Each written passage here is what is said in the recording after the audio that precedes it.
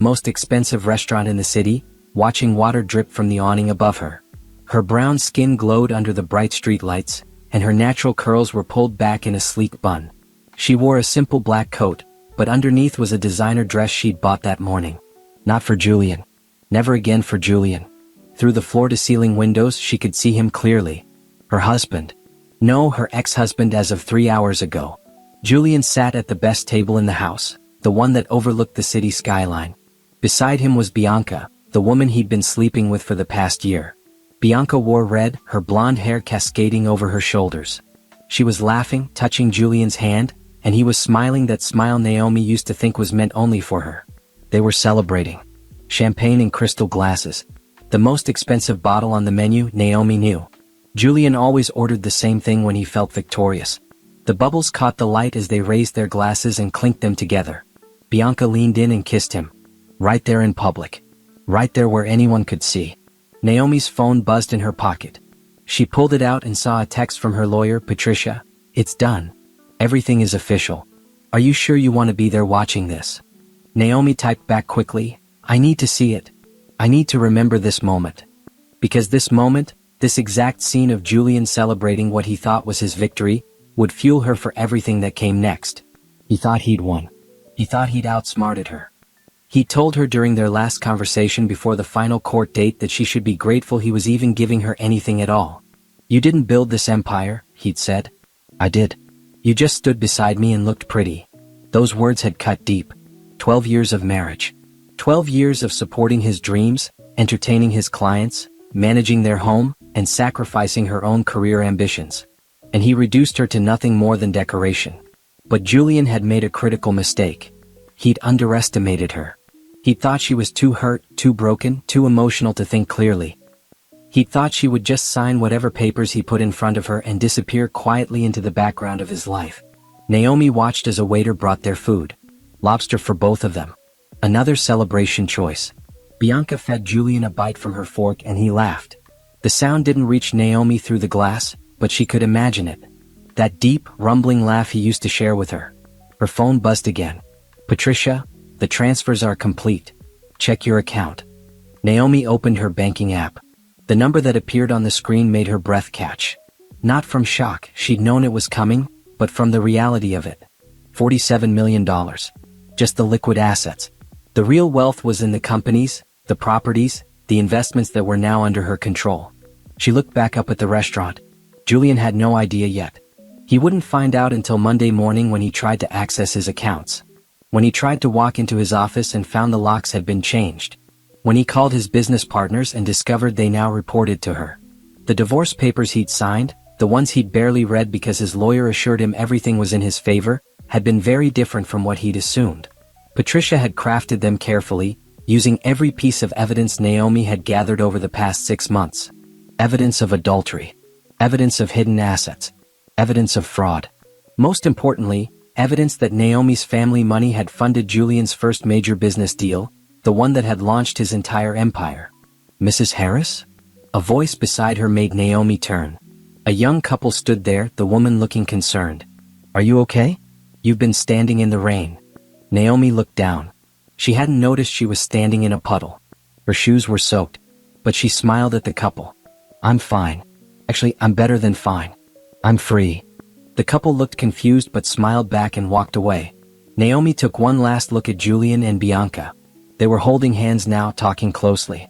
Bianca was probably already planning how she'd redecorate his penthouse. How she'd spend his money. How she'd be the new Mrs. Julian Harris. Let her plan. Let her dream. By Monday there would be no money to spend. No penthouse to redecorate. No empire to be the queen of. Naomi turned and walked to where her car was parked. A sleek black sedan, brand new, paid for in cash that morning. As she slid into the leather seat, she caught her reflection in the rearview mirror. Her dark brown eyes looked different. Stronger. Fiercer. She pulled out her phone and called Simone, her best friend who'd been by her side through everything. Did you see it? Simone answered immediately. I saw it. How do you feel? Naomi started the car and pulled out into traffic. The city lights blurred past as she drove, and for the first time in a year, she felt like she could breathe. I feel like I just won the biggest battle of my life. That's because you did, honey. That's because you did. As Naomi drove home to her new apartment, the one Julian didn't know about yet, she thought about the 6 months of planning that had led to this moment. The late nights with Patricia, going over every detail. The days of pretending everything was fine while gathering evidence. The moment she discovered Julian's affair and made the choice not to cry, not to scream, but to plan. Her phone rang. An unknown number. She almost didn't answer, but something made her pick up. Naomi Harris? A woman's voice, professional and crisp. Speaking. This is Jennifer Cole from Cole Enterprises. We received your investment proposal last week. I'm calling to tell you we'd like to move forward. When can you come in to discuss details? Naomi smiled. Cole Enterprises was one of the biggest tech companies on the East Coast. She'd sent them a proposal using her maiden name, not wanting Julian's name attached to her new ventures. I'm available Monday morning. Perfect. 9 a.m.? I'll be there. When she hung up, Naomi felt a surge of excitement. This was just the beginning. She'd spent 12 years being Julian's wife, living in his shadow. Now she was going to build something of her own. Something he could never touch. Something he could never take credit for. She pulled into the parking garage of her new building.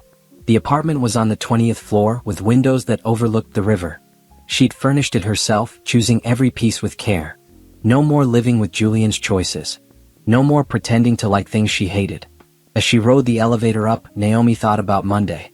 About the look on Julian's face when he realized what had happened.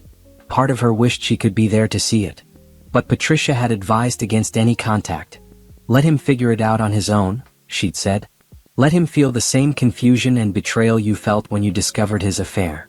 The elevator doors opened, and Naomi walked down the hall to her apartment. Inside, everything was quiet. Peaceful. She kicked off her wet shoes and walked to the window. The city spread out before her, millions of lights twinkling in the darkness. Somewhere out there, Julian was still celebrating. Still thinking he'd won. Still thinking Bianca loved him for who he was and not what he had. He'd find out the truth soon enough. About Bianca. About the divorce settlement.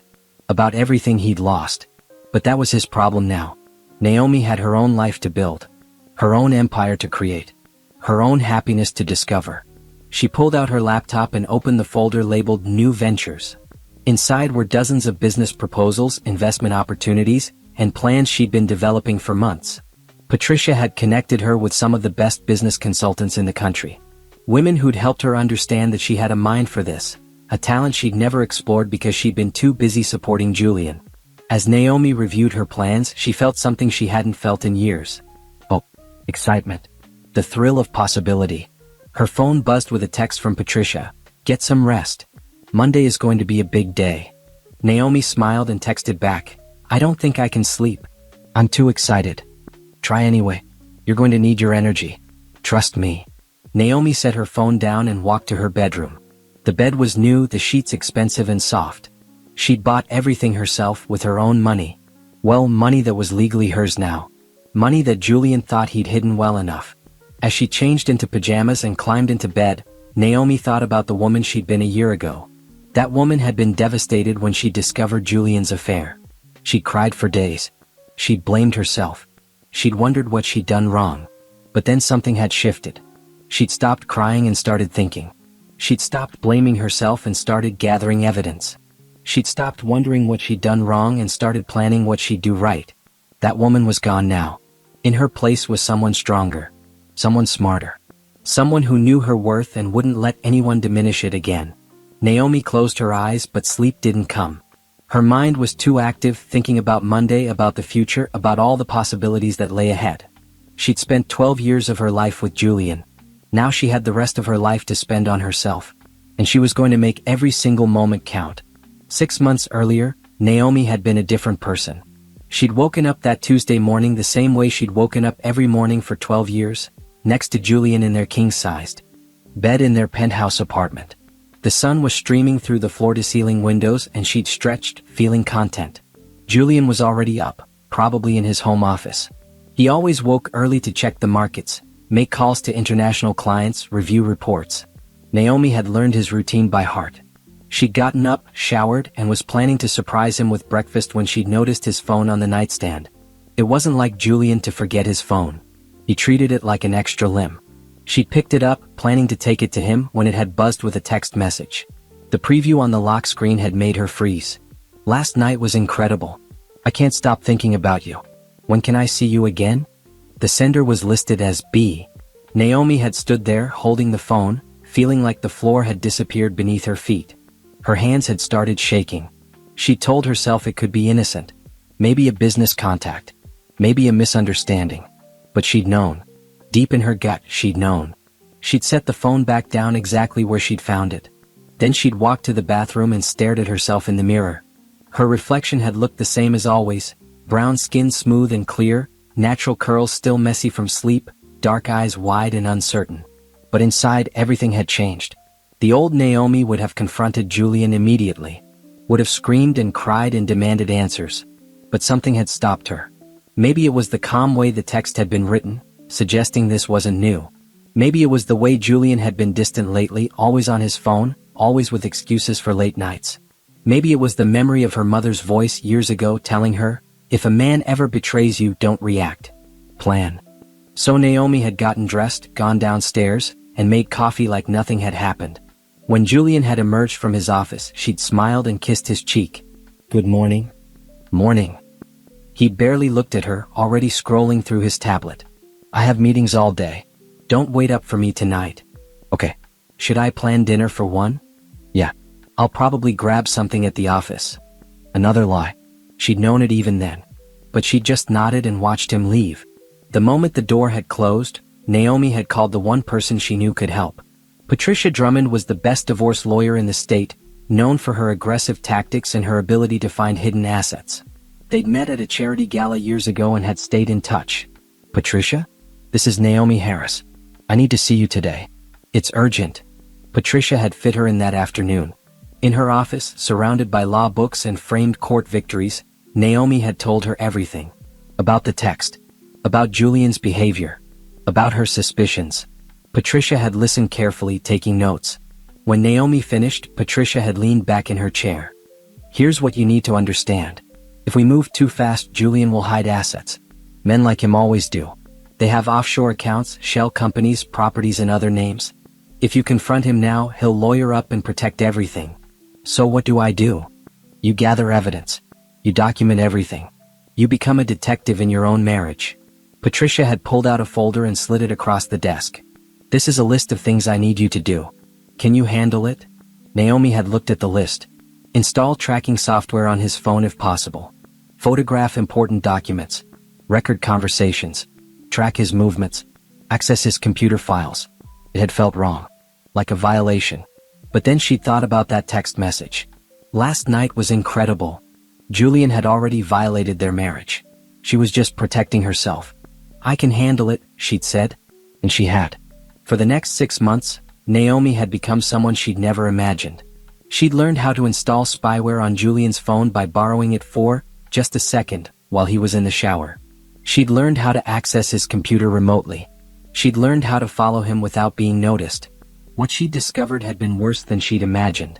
The woman was named Bianca Montgomery. She was 28, 10 years younger than Naomi. She worked in marketing at one of Julian's companies. He'd been seeing her for almost a year.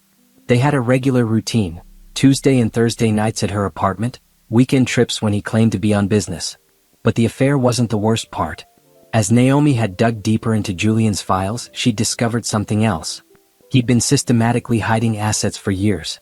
Not from her, he hadn't been planning a divorce back then, but from the IRS. Offshore accounts in the Cayman Islands. Shell companies in Delaware. Properties purchased under false names. Naomi had photographed everything. Every document, every email, every text message.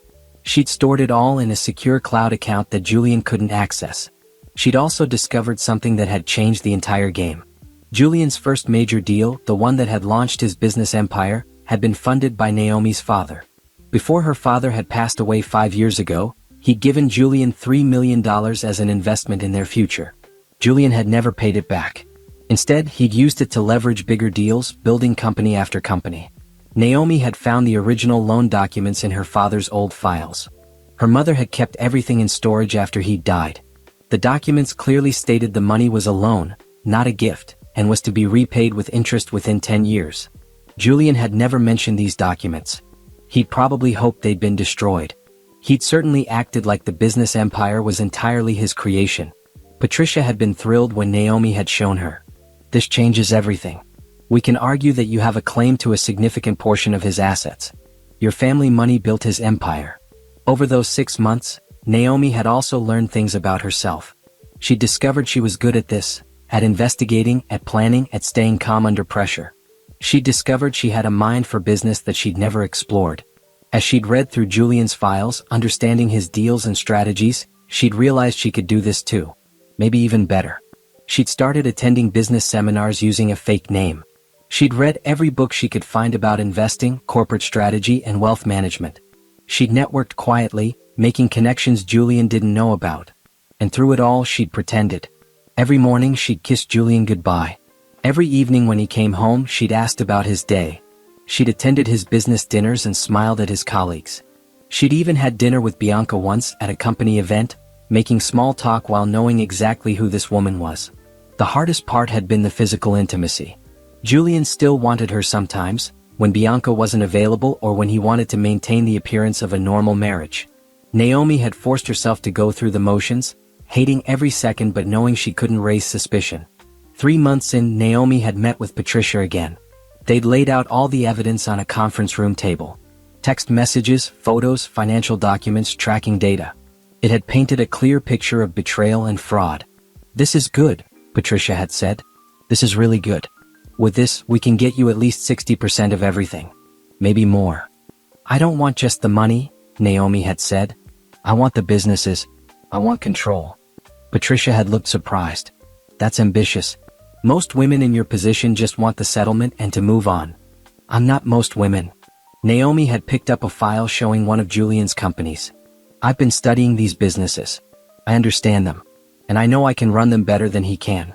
He's been making risky decisions, ignoring good advice, thinking he's untouchable. I want to take over before he destroys what's been built." Patricia had smiled. "Then that's what we'll fight for." They'd spent the next 3 months building an airtight case. Patricia had brought in forensic accountants who traced every dollar Julian had hidden. They'd hired private investigators who documented the affair in detail. They'd consulted with business analysts who'd assessed the value of every company and asset. And Naomi had continued to play the perfect wife. She'd gone to company retreats and smiled for photos. She'd hosted dinner parties and charmed clients. She'd acted like everything was fine even as her heart had been breaking. There had been moments when she'd almost cracked. Like the night she'd overheard Julian on the phone with Bianca, telling her he loved her. Or the morning she'd found expensive jewelry in his car that wasn't for her. Or the evening he told her he had to work late, and she'd tracked him to a hotel downtown. But each time she'd remembered her goal. Revenge wasn't about emotion. It was about strategy. Finally, after 6 months of preparation, Patricia had said they were ready. "We file tomorrow. Are you sure you want to do this?" Naomi had thought about the past 12 years. About sacrificing her own dreams to support Julian's. About the lonely nights when he was with Bianca. About the way he'd dismissed her opinions and ignored her contributions. About how he'd taken her father's money and built an empire, then acted like it was all his doing. "I'm sure," she'd said. "Let's destroy him." The next morning, Julian had been served with divorce papers at his office. In front of his employees. In front of Bianca. That had been deliberate. Naomi had wanted him humiliated. She'd wanted him to feel a fraction of the pain he'd caused her. Julian had called her immediately, furious.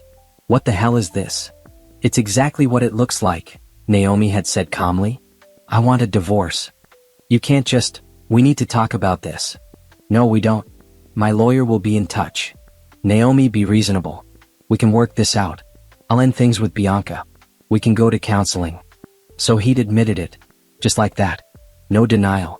No apology. Just a simple acknowledgement that he'd been cheating, followed by an assumption that she'd take him back. "I don't want to work it out," Naomi had said. "I want a divorce. And Julian? You should probably have your lawyer look at those papers carefully. Especially the part about the asset division." She'd hung up before he could respond. That had been 3 months ago. 3 months of legal battles, of Julian trying to intimidate her, of Bianca thinking she'd won the prize. 3 months of Naomi standing firm, refusing to settle for less than she deserved. And now, tonight, watching them celebrate, Naomi knew it had all been worth it. The morning after Naomi had served Julian with divorce papers, he tried to come home. She changed the locks. He'd stood outside their penthouse apartment, banging on the door, demanding to be let in. "This is my home," he'd shouted through the door. "Actually," Naomi had called back calmly, "according to the restraining order that was filed this morning, you're not allowed within 500 feet of this property. If you don't leave, I'll call the police." She'd heard him swear, heard his footsteps retreating. Through the peephole, she'd watched him punch the elevator button repeatedly, his face red with rage. Good. Let him be angry. Let him feel out of control. That's how she'd felt for the past year, every time she discovered another lie, another betrayal. Julian's lawyer had called Patricia within hours. "My client is willing to offer Mrs. Harris a generous settlement. $5 million and the house in the Hamptons." Patricia had laughed. Actually laughed. "Tell your client that Mrs. Harris is not interested in his charity. We'll see him in court." The legal battle that followed had been brutal. Julian had tried every tactic he could think of. He'd claimed Naomi was mentally unstable. He'd accused her of having affairs of her own. He'd even tried to argue that she'd been a bad wife and that's why he'd strayed. But Patricia had been ready for all of it.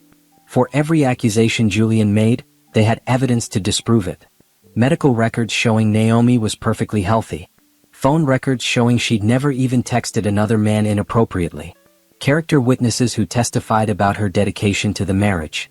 And then they'd started revealing what they had on Julian. The first bombshell had been the affair. Patricia had presented text messages, photos, credit card statements showing hotel rooms and gifts. The judge had not been impressed.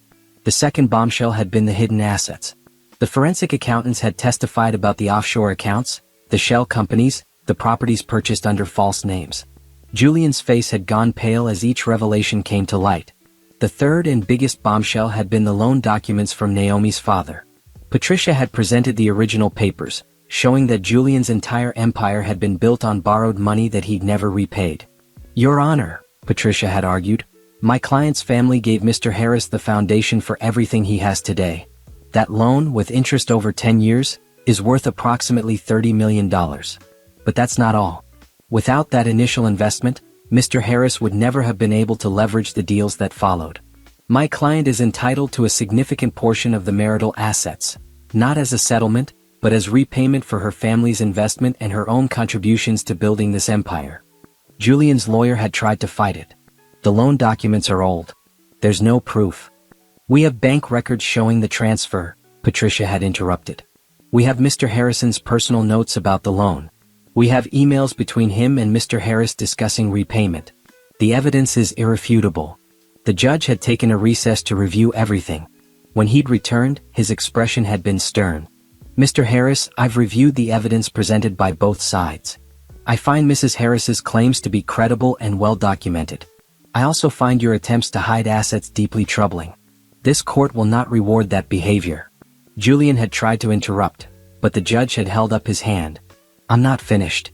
Based on the evidence, I'm ruling that Mrs. Harris is entitled to 60% of all marital assets, including businesses, properties, and investments. This includes assets that Mr. Harris attempted to hide. If full disclosure is not made within 30 days, I will hold Mr. Harris in contempt." Naomi had sat perfectly still, showing no emotion. But inside, she'd been celebrating. Julian had looked like he'd been punched. His lawyer had whispered urgently in his ear, but Julian had just shaken his head, looking defeated. After the hearing, Julian had tried to approach Naomi in the hallway. "Please, can we just talk?" Naomi had looked at him coldly. "We have nothing to discuss. Anything you need to say goes through my lawyer. I never meant to hurt you. But you did. And now you're paying for it." She'd walked away, leaving him standing there. Over the following weeks, the details of the settlement had been worked out. Naomi had gotten the penthouse. She'd gotten controlling interest in 3 of Julian's companies. She'd gotten half of the investment portfolio. She'd gotten the vacation home in Aspen. She'd gotten one of the cars. But more than the physical assets, she'd gotten something more valuable: freedom. Freedom from a man who'd never truly valued her. Freedom to build her own life. Freedom to discover who she was without him. During this time, Naomi had also been watching what was happening with Bianca. The tracking software she'd installed on Julian's phone was still active, and what she'd seen had been enlightening. At first, Bianca had been supportive. "We'll get through this together," she texted Julian. "Once the divorce is over, we can finally be together properly." But as the scope of Naomi's settlement had become clear, Bianca's tune had changed. How much is she getting? Bianca had texted. Too much, Julian had responded. Way too much. But you'll still be rich, right? There had been a long pause before Julian had replied. I'll be okay.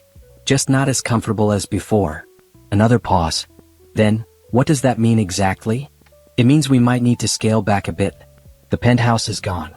Some of the businesses. I'll have to restructure everything. Oh. That single word had said everything. Bianca hadn't signed up for a scaled-back lifestyle. She'd wanted the billionaire, not the millionaire.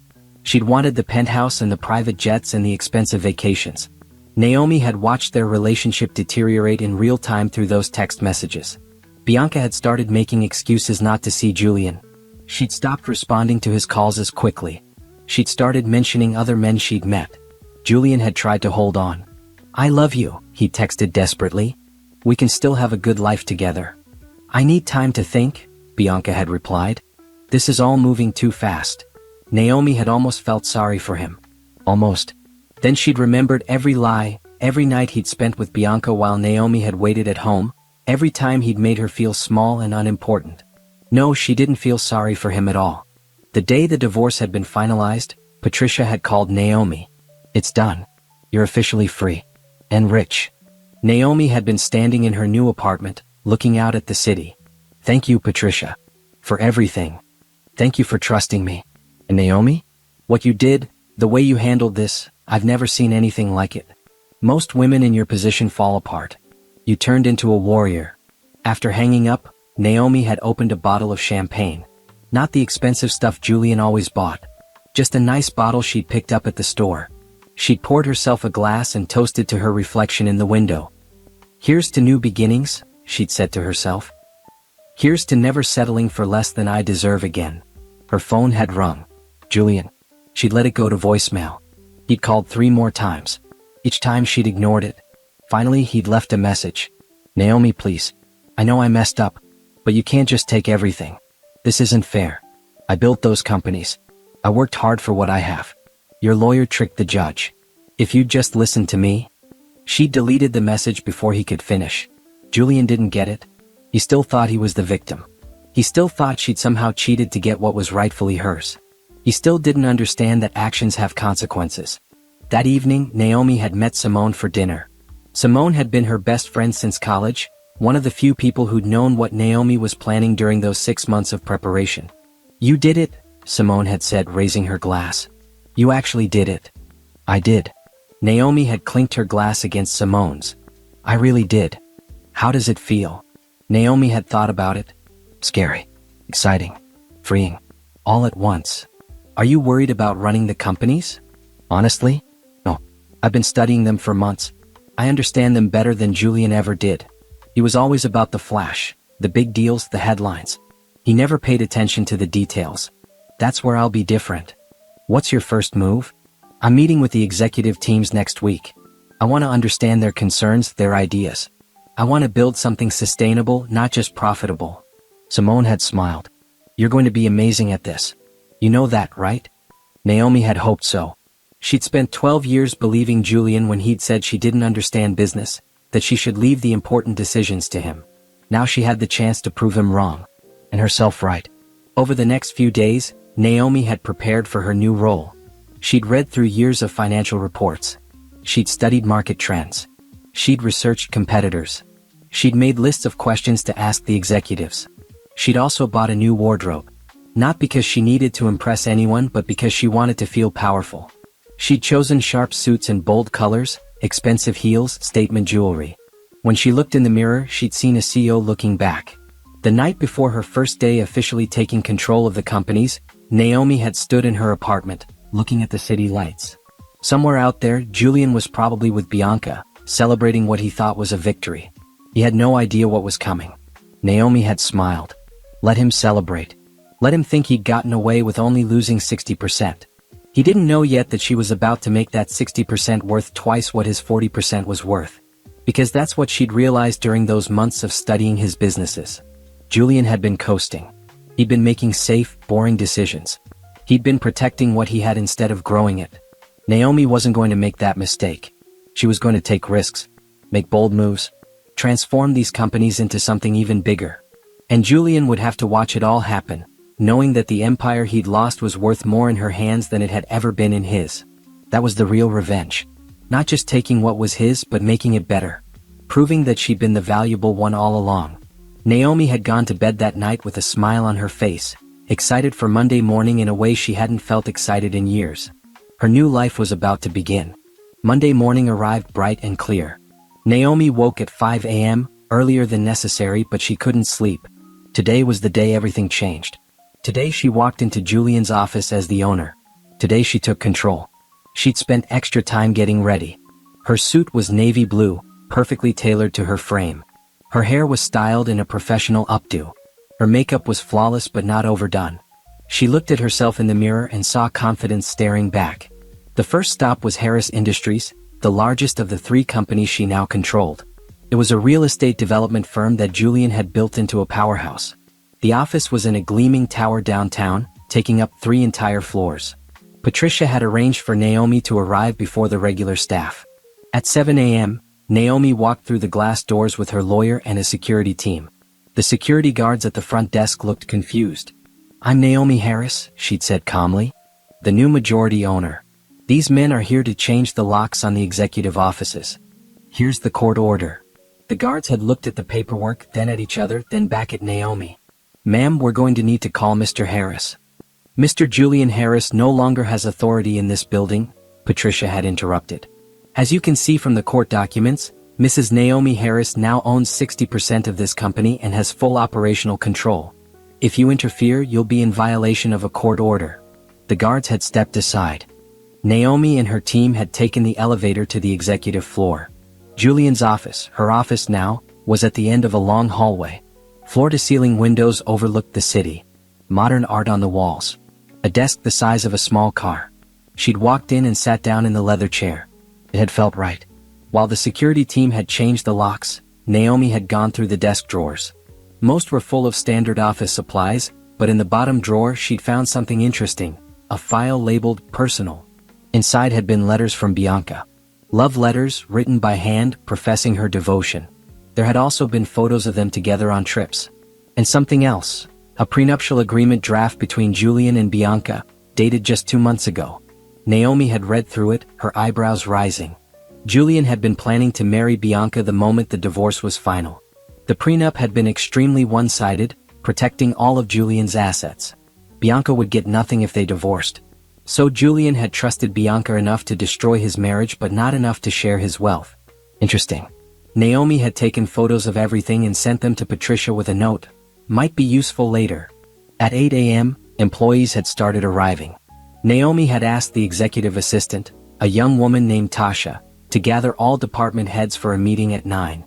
"Mr. Harris usually does those meetings on Fridays," Tasha had started. "I'm not Mr. Harris," Naomi had said with a smile. 9 a.m. please.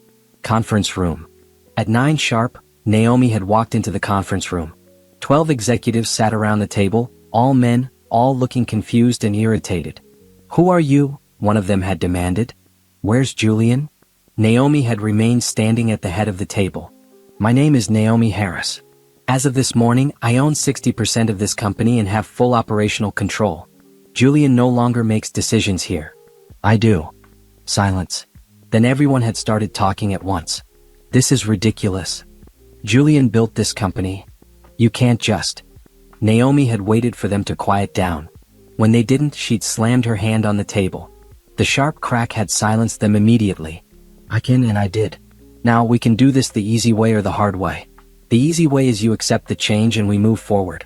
The hard way is you resist and I replace you. I have resumes from dozens of qualified candidates ready to take your positions. Your choice." One executive, an older man with gray hair, had leaned back in his chair. "And what makes you think you can run this company? What do you know about real estate development?" "More than you might think. I've spent the past 6 months studying every deal this company has made in the past 5 years. I've identified at least 15 projects that are underperforming due to poor management and lack of oversight. I've also identified 3 major opportunities that Julian refused to pursue because they seemed too risky." She pulled out a folder and slid it across the table. "This is a proposal for a development project in the warehouse district. Julian rejected it last year. But the market has shifted. Property values in that area have increased by 40%. If we move fast, we can acquire the land and start development within 6 months. Projected profit, 20 million in year 1, scaling to 50 million by year 3. The executives had looked at the proposal, passing it around. Naomi had watched their faces change from skepticism to interest. This is actually pretty good, one of them had admitted. I have 4 more proposals like this, Naomi had said. This company has been playing it safe for too long. We're going to start taking smart risks. We're going to grow, not just maintain. Another executive, a woman who'd been quiet until now, had spoken up. I'm Christine, head of acquisitions. I actually proposed that warehouse district project last year. Julian shut it down without even reading my full report. Naomi had looked at her with interest. Tell me more. Over the next hour, the meeting had transformed. The executives, once they'd realized Naomi was serious and knowledgeable, had started opening up. They'd shared frustrations about Julian's leadership. They'd talked about projects they'd wanted to pursue but couldn't. They'd discussed problems that had been ignored. Naomi had listened carefully, taking notes. By the end of the meeting, she'd had a clear picture of the company's problems and potential. Here's what we're going to do, she'd said. Christine, I want you to restart the warehouse district project. Get me a detailed timeline and budget by Friday. The rest of you, I want reports on your departments. Not the sanitized versions you gave Julian. I want the truth. What's working, what's not, what needs to change. I'm not interested in protecting egos. I'm interested in results. As the executives had filed out, several had stopped to shake her hand. Welcome, Christine had said. I think this company is going to be better with you in charge. Naomi had smiled. I know it will be. The rest of the day had been a whirlwind. Naomi had met with HR, finance, and legal departments. She'd reviewed contracts and budgets. She'd made decisions that needed making, things Julian had been putting off. At noon, her phone had rung. Julian. She'd answered this time. What the hell do you think you're doing? He'd shouted. Running my companies. Is there a problem? Those are not your companies. I built them. With my father's money. And now they're mine. Get used to it. Naomi, you're going to destroy everything I've worked for. You don't know what you're doing. Actually, I've already found 12 ways you've been hemorrhaging money due to poor management. By the end of the week, I'll have fixed at least half of them. You're welcome. I'm going to fight this. I'm going to appeal the court decision. You won't get away with this. Julian, you signed the divorce papers. You agreed to the terms. The only reason you're upset now is because you didn't bother to read them carefully. That's not my problem. That's yours. She'd hung up before he could respond. That evening, Naomi had met with Patricia at a quiet restaurant. How did it go? Patricia had asked. Better than I expected. The executives were resistant at first, but once they saw I knew what I was talking about, most of them came around. And Julian? Called me screaming. Threatened to appeal. He has no grounds for appeal. He signed everything willingly. His lawyer should have done a better job reviewing the documents. Patricia had smiled. But that's not our problem. No, it's not. Patricia had raised her glass. To the beginning of your empire. Naomi had clinked her glass against Patricia's. To revenge served smart. Over the next few days, Naomi had visited the other 2 companies she now controlled. Harris Tech Solutions, a software development firm, and Harris Consulting, a business advisory company. The receptions had been similar. Initial resistance followed by cautious acceptance once she demonstrated her knowledge and capability. She'd also made some bold moves. At Harris Tech, she'd promoted a young programmer who'd been overlooked by Julian to head of development. The woman had brilliant ideas that Julian had ignored. At Harris Consulting, she'd brought in a diversity consultant to help recruit more women and people of color. Julian had kept the company overwhelmingly white and male. The changes hadn't been just about revenge. They'd been about making the companies better. But the fact that each change had undone something Julian had done wrong? That had been satisfying too. By Friday, Naomi had been exhausted but exhilarated. She'd spent 5 days proving to herself and everyone else that she belonged in this role. That she could do this. She'd been in her office reviewing reports when Tasha had knocked on the door. Mrs. Harris? There's someone here to see you. She says it's important. Who? Bianca Montgomery. Naomi had felt her stomach tighten. She'd known this confrontation was coming eventually. Send her in. Bianca had walked in wearing a tight dress and heels, her blonde hair perfect, her makeup dramatic. She'd looked around the office with obvious envy before focusing on Naomi. Nice office, Bianca had said. Looks different from when Julian had it. What do you want, Bianca? I want to talk. Woman to woman. Naomi had gestured to a chair. Sit. Bianca had sat, crossing her legs. Look, I know you hate me. I don't blame you. But I need you to understand something. I didn't set out to steal your husband. It just happened. Things don't just happen. You made choices. Julian made choices. Now you both have to live with the consequences. The consequences are that Julian is broke and miserable. Broke is a stretch. He still has 40% of a considerable fortune. It's not the same. He's used to a certain lifestyle. Then he should have thought of that before he cheated on his wife. Naomi had leaned forward. Why are you really here, Bianca? Bianca had hesitated. Then, I need a job. Julian says I have to quit at Harris Tech because it's too awkward now. But I need to work. I have rent to pay. Naomi had almost laughed. The audacity. You want me to give you a job? Not you specifically. But you control 3 companies. There must be a position somewhere. Let me get this straight. You slept with my husband for a year. You helped destroy my marriage. And now you want me to employ you? I'm good at what I do. My personal life shouldn't affect my professional opportunities. Naomi had stood up. Get out of my office. Mrs. Harris. Get out. No. And consider this your official termination from Harris Tech Solutions, effective immediately. You'll receive a severance package as required by law. But I never want to see you in any of my buildings again. Bianca's face had flushed red. You can't do this. This is discrimination. It's not discrimination. You created a hostile work environment by having an affair with the CEO. That's grounds for termination. If you want to fight it, get a lawyer. But I promise you, you won't win. Bianca had stood up, her hands shaking. You're a real witch, you know that? I've been called worse. Usually by people who underestimated me. Naomi had walked to the door and opened it. Goodbye, Bianca. I hope you find what you're looking for. Just find it somewhere else. After Bianca had left, Naomi had sat back down at her desk, her heart racing. The confrontation had been unpleasant but necessary.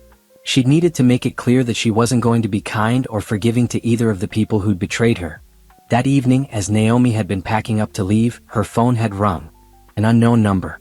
She'd answered cautiously. Mrs. Harris? This is Detective Rodriguez with the Financial Crimes Unit. I'd like to ask you some questions about your ex-husband, Julian Harris. Naomi had felt a chill run down her spine. What about him? We've received information about possible tax fraud and money laundering. We understand you recently went through a divorce and may have information relevant to our investigation. Naomi had thought about all the documents she'd found. The offshore accounts. The shell companies. The hidden assets. I might have some information, she'd said carefully. But I'd like my lawyer present when we speak. Of course. How about Monday morning? Monday works. After she'd hung up, Naomi had called Patricia. The police want to talk about Julian's finances. There had been a pause. Did you report him? No. But I wonder if someone else did. Who?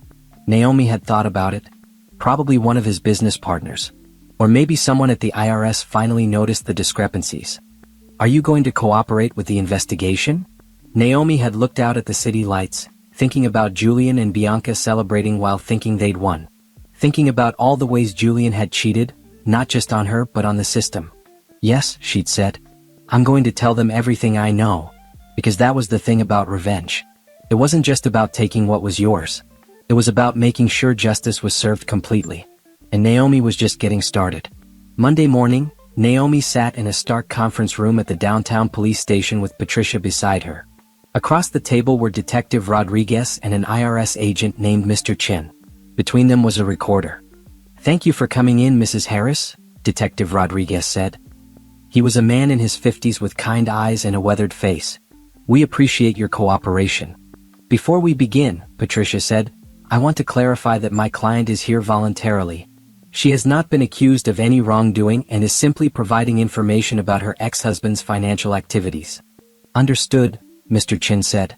He was younger, maybe 40, with sharp features and an intense gaze. Mrs. Harris, how much did you know about your husband's business dealings during your marriage? Naomi had prepared for this question. Not much at first. Julian kept me separated from his work. He said I didn't need to worry about it. When did that change? About 6 months ago when I discovered he was having an affair. I started investigating, trying to understand our financial situation before filing for divorce. That's when I found discrepancies. What kind of discrepancies? Naomi pulled out a folder she'd prepared. Inside were copies of documents she'd found, bank statements, company filings, transaction records. She'd kept the originals in a safe deposit box, but these copies would be enough for the investigation to start. Offshore accounts in the Cayman Islands, Naomi said, sliding papers across the table. Shell companies in Delaware that don't seem to do any actual business. Properties purchased under false names. Money moving between accounts in ways that don't make sense for legitimate business purposes. Detective Rodriguez and Mr. Chen looked through the papers, their expressions growing more serious with each page. How did you access these documents? Mr. Chen asked. Most of them were in Julian's home office. Some I found on his computer. He wasn't very careful about security. I think he assumed I would never think to look. Did you make copies of computer files? Yes. I have them on a secure drive. Naomi pulled a USB drive from her purse. Everything is here. Emails, spreadsheets, transaction records going back 5 years. Mr. Chin took the drive carefully like it was precious. This is extremely helpful. Can you walk us through what you think was happening? Naomi explained what she'd pieced together over months of investigation. How Julian had been moving money offshore to avoid taxes. How he'd been using shell companies to hide income. How some of his real estate deals had involved what looked like money laundering, accepting cash from questionable sources and filtering it through legitimate businesses. Did you ever meet any of these questionable sources? Detective Rodriguez asked. Once or twice. Julian brought some men to our house for dinner about 2 years ago. He said they were investors from overseas. But something felt wrong about them. They were too smooth, too careful with their words. After they left, I asked Julian about them, but he brushed me off. Do you remember their names? Victor something. Russian, I think. And another man older who Julian called Mr. Zhou. I didn't get a last name. The detective and agent exchanged glances. Clearly these names meant something to them. Mrs. Harris, Mr. Chin said carefully, are you aware that cooperating with this investigation could have consequences for you? If these activities occurred during your marriage, you could potentially be implicated. Patricia spoke up immediately. My client had no knowledge of these activities at the time they occurred. She only discovered them after the fact while preparing for divorce. She is here as a witness, not a suspect. I understand. I just want to make sure Mrs. Harris knows what she's getting into. Naomi looked him straight in the eye. I understand perfectly. Julian committed crimes. I'm not going to protect him just because we were married. He didn't protect me. The interview lasted 3 hours. Naomi answered every question honestly, providing context and details about Julian's business operations. By the end, both investigators looked satisfied. This is excellent work, Mrs. Harris, Detective Rodriguez said. Most people wouldn't have been thorough enough to gather this kind of evidence. I had a good teacher, Naomi said, glancing at Patricia.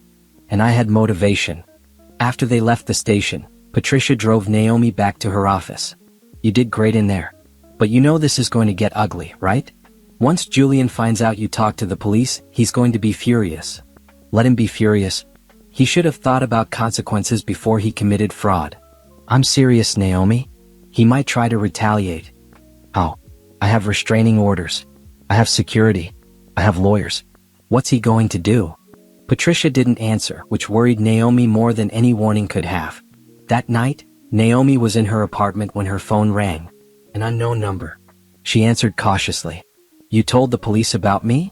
Julian's voice was shaking with rage. You actually went to the police? How did you get this number? Don't change the subject. Do you have any idea what you've done? I gave the police information about financial crimes. What you do with that information is up to them.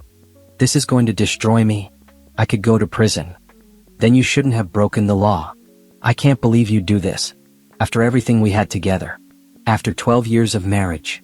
Naomi felt her own anger rising. After everything we had together?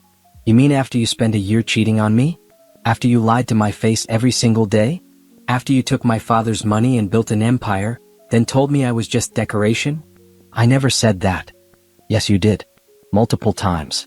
You made me feel small and useless. You made me think I had no value beyond being your wife. Well, guess what? I have plenty of value. And I'm done letting you make me forget that. Naomi, please. If you tell them I'll cooperate, maybe they'll go easy on me. You could help me. Help you. Like you helped me when you were sleeping with Bianca? Like you helped me when you were hiding assets during our divorce? That was different. No, it wasn't. You made your choices. Now live with them. I'm begging you." Naomi hung up. Her hands were shaking. Part of her felt guilty. They'd spent 12 years together. There had been good times before everything fell apart. But then she remembered the text message that had started this all. Last night was incredible. She remembered tracking Julian to hotels. She remembered finding receipts for jewelry she'd never received. She remembered the way he dismissed her in meetings, talked over her at dinner parties, made her feel invisible. No, she didn't feel guilty. She felt free. The next day at work, Naomi threw herself into running her companies. She approved the warehouse district development project, allocating $15 million to get it started. She hired a new CFO for Harris Tech Solutions, someone with a reputation for innovation. She met with investors who wanted to partner on new ventures. She was in a meeting when Tasha knocked on the conference room door. "Mrs. Harris? Sorry to interrupt. There are FBI agents here to see you." Naomi excused herself and went to the lobby. 2 agents in dark suits stood there holding badges. "Mrs. Harris? We're following up on the information you provided to Detective Rodriguez. We have some additional questions." Naomi led them to a private office and answered their questions for the next hour. They wanted more details about the men Julian had met with, about transactions she'd seen, about conversations she'd overheard. When they left, Naomi realized this investigation was bigger than she'd thought. This wasn't just about tax fraud. This was about organized crime. That evening, she met Simone for dinner at a restaurant near her apartment. "You look tired," Simone said as soon as she saw Naomi. "It's been a week. The FBI is now investigating Julian. Apparently, he wasn't just cheating on his taxes. He might have been involved with some dangerous people." Simone's eyes widened. "Are you safe?" "I think so. I have security. And I don't think anyone knows I'm the one who provided the information. Still, be careful." Naomi nodded. She'd been so focused on revenge that she hadn't really considered the danger. But now, sitting with her best friend, she felt a flutter of fear. "Maybe I went too far," she said quietly. "No." Simone reached across the table and took Naomi's hand. "Julian went too far. You're just making sure he faces consequences. There's a difference. Is there? Sometimes I wonder if I'm doing this for justice or just because I want him to hurt the way I hurt. Can't it be both?" Naomi smiled despite herself. "I guess it can." They ate dinner and talked about other things. Simone's job at the museum, her new boyfriend, plans for the holidays. Normal things that made Naomi remember there was a life beyond revenge. When Naomi got home that night, there was an envelope that had been slipped under her door. No address, no stamp. Just her name written in neat handwriting. Inside was a single sheet of paper with a typed message: "Drop the investigation or face consequences." Naomi felt her blood run cold. She immediately called Patricia. "I'm calling the police," Patricia said after Naomi read her the message. "This is a threat. Or a bluff. Either way, we take it seriously. Do you have security cameras in your building?" "Yes." "Good. The police can check the footage. In the meantime, I'm arranging for a security detail." No arguments. Naomi didn't argue. Suddenly, her quest for revenge felt very real and very dangerous. The police came and took the note as evidence. They reviewed security footage but couldn't identify who delivered it. The person had worn a hat and kept their face down, avoiding cameras. Detective Rodriguez pulled Naomi aside. "Mrs. Harris, I need to be straight with you. The people your ex-husband was involved with are serious criminals. If they think you're a threat, they might act on it. What should I do?" "Be careful. Vary your routine. Don't go anywhere alone. And consider staying somewhere else for a while, somewhere they wouldn't think to look." Naomi didn't want to hide. But she also didn't want to be stupid. She agreed to move into a hotel for a few days while the investigation continued. That night, lying in an unfamiliar hotel bed, Naomi wondered if revenge was worth this. Worth the fear, the danger, the constant looking over her shoulder. Then she thought about Julian, probably sleeping peacefully, thinking he could threaten his way out of consequences. Thinking he could scare her into silence. No, she wasn't going to be scared into silence. She'd been silent for 12 years, living in Julian's shadow. She was done being silent. Whatever came next, she would face it. Not because she wasn't afraid, but because she refused to let fear control her life anymore. Naomi fell asleep with her phone beside her pillow, security on speed dial, ready for whatever morning would bring. Naomi had been staying at the hotel for 3 days when Patricia called with news. "You need to see this." Patricia arrived an hour later with her tablet, looking grim. "It's all over the news." She pulled up a video. It was Bianca sitting on a talk show couch, wearing a demure dress that was completely different from her usual style. The banner at the bottom read, "Billionaire's Mistress Tells All." Naomi's stomach dropped as she pressed play. "I'm here today to share my story," Bianca was saying, dabbing at her eyes with a tissue. "About how I was manipulated and used by Julian Harris." The host, a woman with perfectly styled hair, leaned forward sympathetically. "Tell us what happened." "I was young and naive when I started working at his company. He was my boss, this powerful, wealthy man. He pursued me relentlessly. I kept saying no, but he was so persistent. He told me he was unhappy in his marriage, that his wife didn't understand him." Naomi felt rage building in her chest. This was a complete lie. "Did you know he was married?" the host asked. "Of course. But he said they were separated, that divorce was imminent. He said she was only with him for his money." Bianca wiped another tear. "I believed him. I trusted him. And then when his wife found out, she blamed me for everything." His ex-wife, Naomi Harris, recently took control of most of his companies through their divorce settlement. "Some people are saying she used you as an excuse to take his fortune." "That's exactly what happened." Bianca looked directly at the camera. "Naomi Harris is a manipulative, vindictive woman who saw an opportunity to steal her husband's hard-earned wealth. She didn't care that I was just a victim in all this. She fired me. She destroyed my reputation. She took everything from Julian and left him with nothing." The host nodded sympathetically. "That must have been very difficult for you."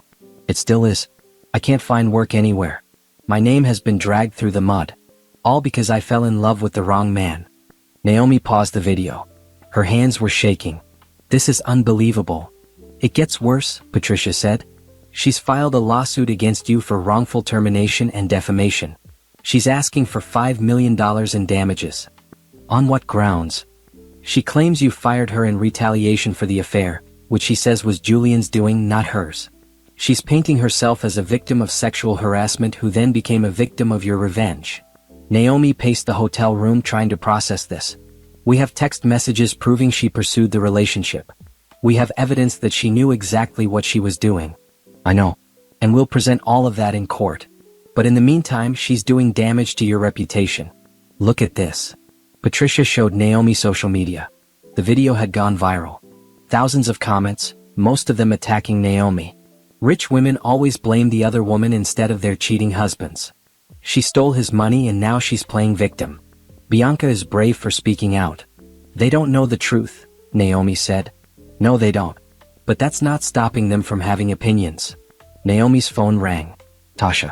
Mrs. Harris, I'm so sorry to bother you, but reporters are outside the building. They want a statement about the interview. Tell them no comment. They're not leaving. Some of them are harassing employees as they arrive." Patricia heard this and said, "I'll handle it." "Naomi, don't talk to anyone. Let me make a statement on your behalf." After Patricia left, Naomi sat on the hotel bed feeling overwhelmed. She'd expected Julian to fight back. She'd expected legal battles and financial disputes. But she hadn't expected Bianca to completely rewrite history and position herself as a victim. Her phone buzzed with a text from Simone. "Just saw the interview. Don't believe anything she said. Everyone who knows you knows the truth." But that was the problem. Most people didn't know Naomi. They only knew the story Bianca was telling. Over the next few days, the situation got worse. More interviews surfaced with Bianca crying and claiming Julian had pressured her into the relationship. A women's advocacy group even released a statement supporting her, saying she represented all women who'd been taken advantage of by powerful men.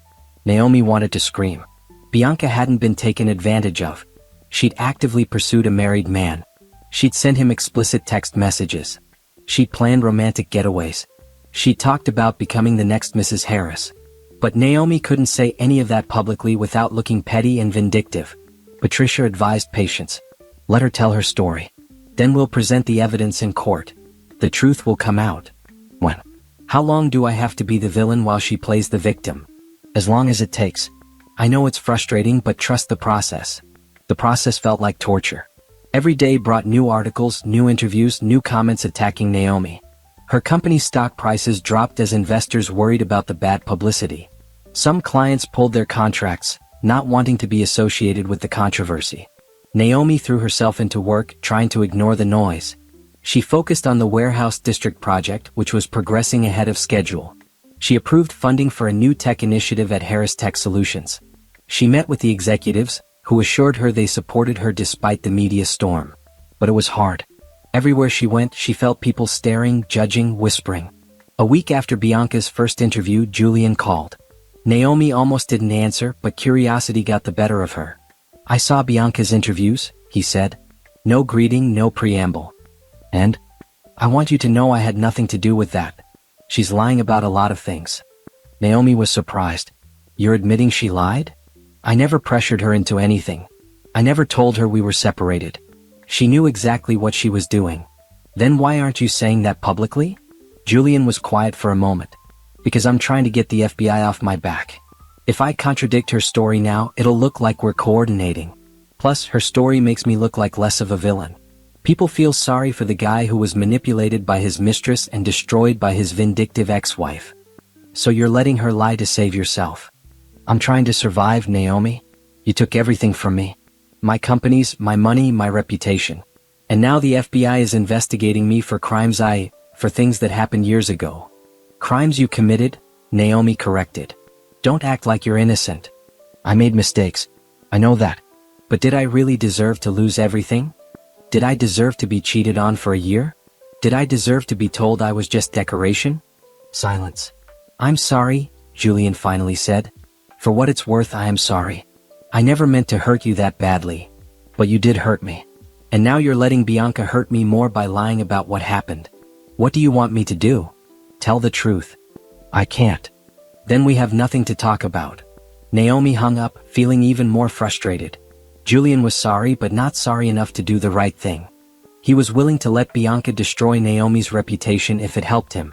That night, Naomi met with Patricia and a PR consultant named Rachel. Rachel was a sharp woman in her 40s who specialized in crisis management. "Here's the situation," Rachel said, pulling up slides on her laptop. "Bianca has successfully positioned herself as a sympathetic figure. Young woman taken advantage of by a powerful man, then victimized by his angry wife. It's a story people want to believe. Because it fits their narrative about rich women being vindictive," Naomi said bitterly. "Exactly. But we can counter that narrative. We just have to be strategic." "How?" Rachel smiled. "We don't defend. We redirect. Instead of arguing about the affair, we talk about what you're doing now. Your business success. Your foundation helping other women. Your plans for the future. We make you so interesting that the affair becomes old news. Will that work?" "It's working for other clients. People have short attention spans. Give them a better story and they'll forget about the old one." Over the next 2 weeks, Naomi followed Rachel's advice. She gave an interview to a business magazine about her plans for the companies. She attended a charity gala and was photographed with several prominent philanthropists. She announced a new scholarship program for women in business, funded by her personal fortune. Slowly the narrative began to shift. Articles appeared praising her business savvy. Comments on social media started defending her. A few feminist writers even published pieces about how Naomi had turned betrayal into empowerment. But the best moment came when one of Bianca's friends, probably hoping for attention, posted old text messages online.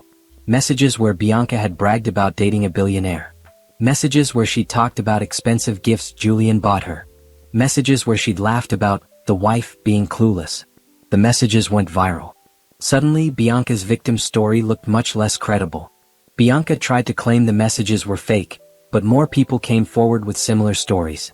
Co-workers who'd heard her brag about the affair. Friends who'd warned her she was making a mistake. Even her own mother, in an interview, admitted Bianca had known Julian was married. The tide turned completely when security footage from a restaurant surfaced showing Bianca kissing Julian first, initiating the relationship. The footage was from over a year ago, proving the affair had been going on longer than Bianca had claimed. Patricia called Naomi with the news. Bianca's lawyers are withdrawing her lawsuit. They know they can't win. Naomi felt relief wash over her. What about her talk show interviews? The shows are issuing corrections and apologies. Turns out, Bianca had signed a document promising her story was true. Since it wasn't, they're liable for spreading false information. And Bianca? She's disappeared from social media. Rumor is she left the city. Naomi should have felt victorious, but mostly she just felt tired. Tired of fighting, tired of defending herself, tired of dealing with people who'd betrayed her. That evening she sat in her apartment looking out at the city lights. Her phone buzzed with congratulatory messages from friends and colleagues. The business media was praising her for handling the scandal with grace. Stock prices for her companies had rebounded. She'd won this round. But it hadn't felt the way she'd expected. There was no satisfaction in watching Bianca's reputation crumble, even though Bianca had tried to destroy hers. Naomi realized something important. Revenge wasn't actually about destroying other people. It was about refusing to be destroyed yourself. It was about standing up, fighting back, and proving you were stronger than anyone thought. Bianca had tried to paint herself as a victim and Naomi as a villain. But the truth had come out, as it always did eventually. And the truth was that Naomi had been wronged but had refused to stay down. She'd taken her power back. That was the real victory. 3 months after the Bianca scandal died down, Naomi stood in front of floor-to-ceiling windows in her office, looking out at the construction site below. The warehouse district project was taking shape. Steel beams rose into the sky, forming the skeleton of what would become a mixed-use development: apartments, retail space, and office buildings. The contractors say we're ahead of schedule, Christine, the head of acquisitions, said behind her. At this rate, we'll have the first building ready for occupancy by next spring. Naomi smiled. That's excellent news. What about the retail spaces? We have commitments from 3 major tenants already. A grocery store, a gym, and a restaurant group. They're excited about being part of a revitalized neighborhood. This was what Naomi loved about her new life. Real progress. Tangible results. Under Julian's leadership, the company had been stagnant, playing it safe, avoiding risk. In just 6 months under Naomi's control, they'd launched 4 major projects and expanded into 2 new markets. Her phone buzzed. A message from Patricia. Court hearing this afternoon. Don't forget. Naomi had almost forgotten. Today was the hearing for Julian's criminal case. The FBI investigation had uncovered everything Naomi had suspected and more. Money laundering, tax evasion, fraud. Julian was facing serious charges. Part of Naomi felt guilty about that. But a larger part remembered that Julian had made his own choices. She hadn't forced him to break the law. She'd just stopped protecting him from the consequences. I have to go, Naomi told Christine. Keep me updated on the project. At the courthouse, Patricia was waiting in the hallway. You don't have to be here, she said. You're not required to attend. I know. But I want to.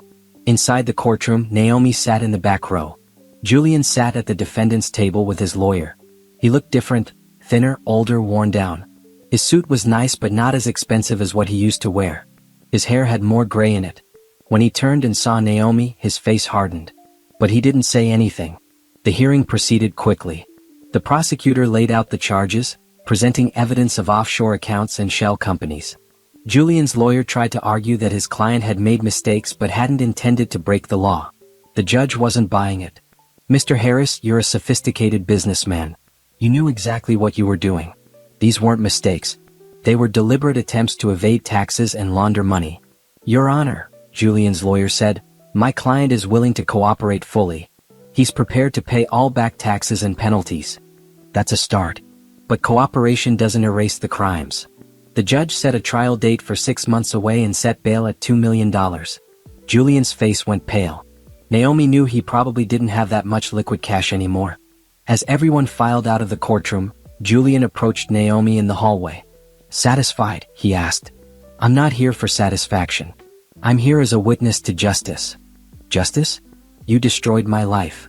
No, Julian. You destroyed your own life. I just stopped covering for you. I loved you, Naomi. For 12 years, I loved you.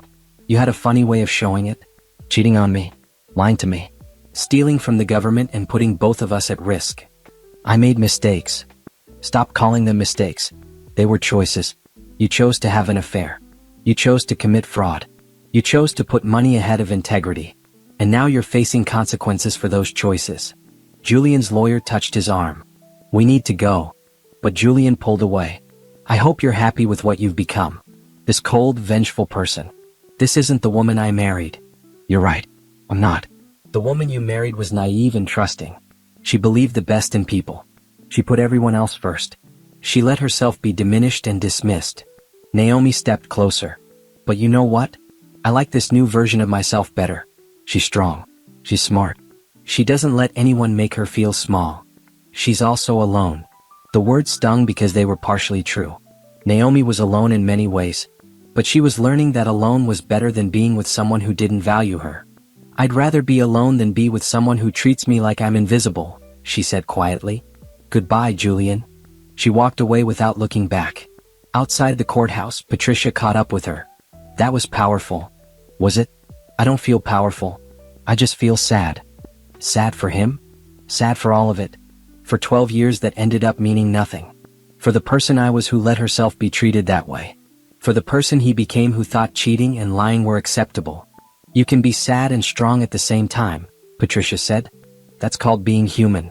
That evening, Naomi attended a business dinner. She'd been invited by a venture capital firm interested in investing in her next project. The dinner was at an upscale restaurant, and Naomi wore a deep blue dress that made her feel confident and powerful. As she entered the restaurant, she noticed people turning to look at her. Not with judgment or curiosity, but with respect. She'd become someone in the business world. Someone people wanted to know, to work with, to invest in. The dinner went well.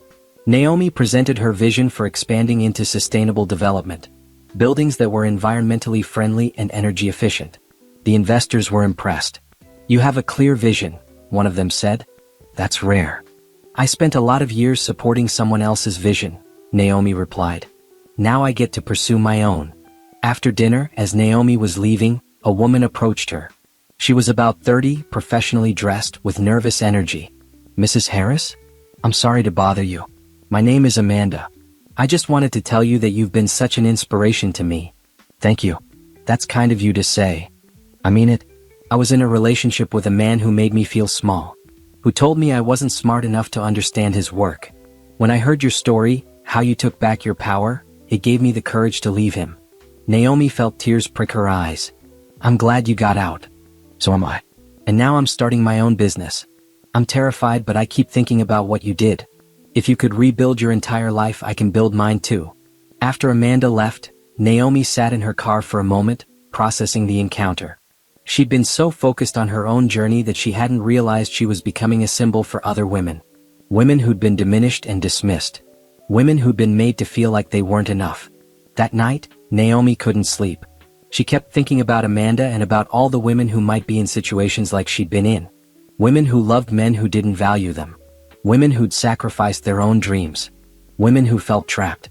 By morning, Naomi had made a decision. She called Patricia. I want to start a foundation. For women leaving bad marriages or relationships. I want to help them get back on their feet. Legally, financially, emotionally. That's a wonderful idea. I want to fund it myself. No donors, no strings attached. Just help for women who need it. How much are you thinking? 10 million to start. More is needed. Patricia whistled. That's generous. I can afford it. And more importantly, I want to do it. If I can use my experience to help other women, then maybe everything I went through will mean something. The Harris Foundation for Women's Independence launched a month later. Naomi hired a staff of lawyers, financial advisors, and counselors. They offered free legal help for women going through divorce, financial planning for women starting over, and therapy for women recovering from difficult relationships. The response was overwhelming. Within days, they had hundreds of applications for help. Women from all walks of life, all with stories of being undervalued and dismissed. Naomi met with some of them personally. She heard their stories and saw herself in their experiences. And she helped them plan their own versions of taking their power back. One woman, Teresa, had been married to a doctor who controlled all their finances. He told me I didn't need to work, that he'd take care of everything. But then when I wanted to leave, I realized I had nothing. No savings in my name. No credit history. Nothing. The foundation helped Teresa establish her own credit, open her own accounts, and file for divorce. 6 months later, Teresa sent Naomi a photo of herself in front of her new apartment, beaming with pride. Another woman, Kelly, had been in a relationship with a man who constantly criticized her. He made me feel stupid. Like I couldn't do anything right. I started believing it. The foundation provided Kelly with therapy and career counseling. A year later, Kelly had a new job and a new sense of self-worth. These stories fueled Naomi. They reminded her why she'd fought so hard. Not just for herself, but for every woman who'd ever been made to feel less than she was.